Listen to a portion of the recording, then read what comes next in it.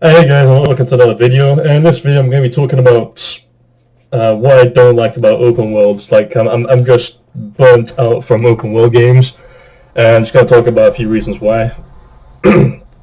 So, open world games, the the market is just oversaturated with them. Like last year in October, November, and December 2020, there was three. Ubisoft had made three. They released three sandbox games, sandbox open world games: Watch Dogs Legion, Assassin's Creed Valhalla, and Immortals: Phoenix Rising. And it's just like there's just like that's hundreds of hours right there because just these games are just open world games are so massive. There's so much stuff to do, and yeah, three got released within 3 months, and I'm just sick of it. There's just so many of them, and all of them, most of them, if not all of them, are just not fun to play.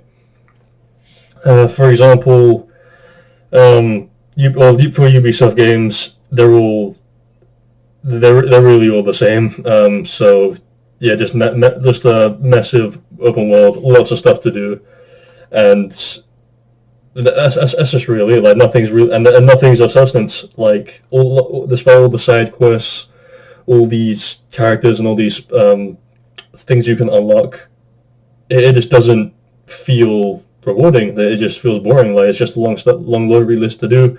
You don't feel invested in any of it. So I mean, that's just Ubisoft. I mean, that's probably been you can argue that's probably been going on since maybe like 2013 with Black Flag, maybe. So that's when I started to feel like okay, Ubisoft games are getting very formulaic for me at least. For you guys, could have happened maybe earlier, maybe later. But yeah, that's just one example.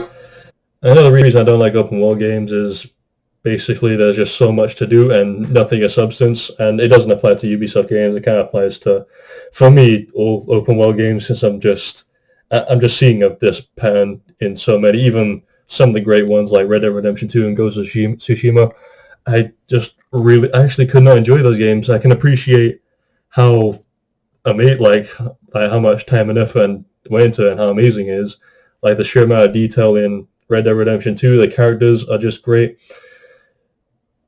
Still, the open world gameplay though, I actually could not get into those games.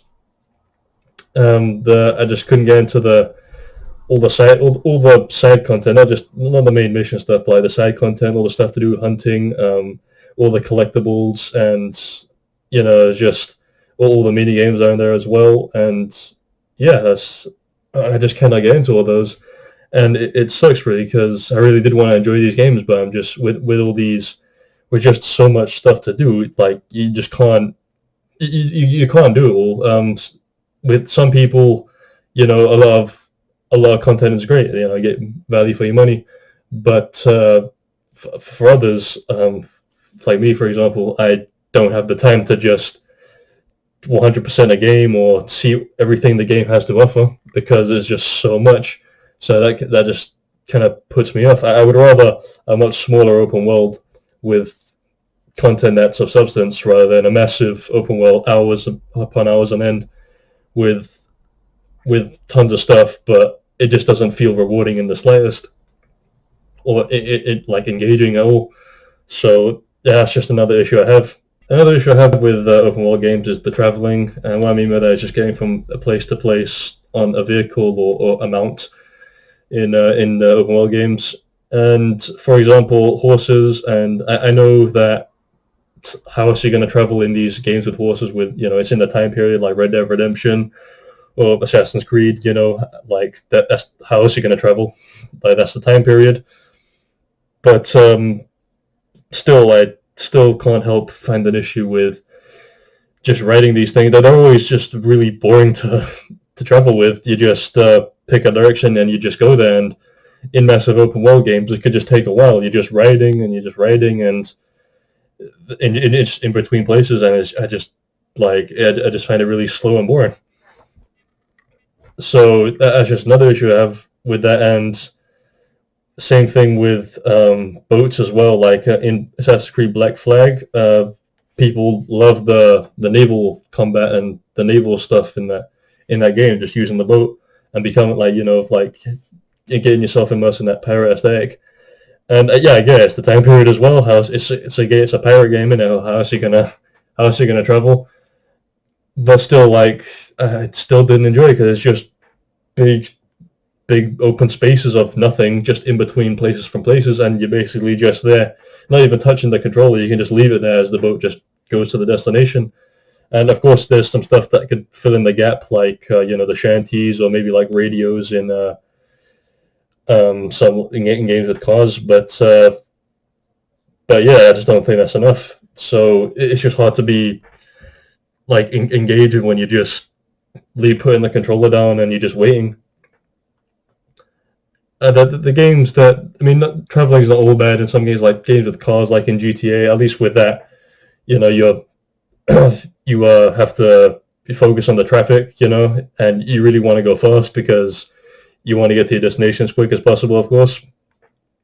And you got to dodge traffic. You got to not hit pedestrians or break any crimes, if not you get punished by the police, and you have to avoid them. So at least that keeps you like engaged on the road as you're traveling. And another game is Spider-Man. For that game, the web swinging is just, I think that's one of the funnest ways of traveling in open world games, that I've seen, because web swimming is just so fun in that game. And yeah, I just really enjoy it. But as for the boats and horses, there's probably some other examples in there as well. But traveling in open world games in general, they're just not fun. So the next issue is just there's just so much to do and nothing of substance. And for some people, a lot of content in a game is great. You get more value for your money. But for some others, they just don't have the time to go through all. There's just so much to do, and there's just no time to 100% it. So I would rather a small open world game with fewer content, but much more of substance, rather than a massive open world with tons of content but nothing rewarding, nothing of substance. Just you feel nothing when doing the side content. So yeah, it's just another issue I have with it. And that's just a few reasons why I'm just burnt out from open world games. And when a new open world game does come out, I'm not excited in the slightest. I'm like, oh, probably just a lot of stuff to do, never gonna have time for it, probably nothing of substance most of the time. So yeah, that's just how I feel about it now. I'm just kind of hoping that open worlds evolve nowadays. So yeah, see you guys next time.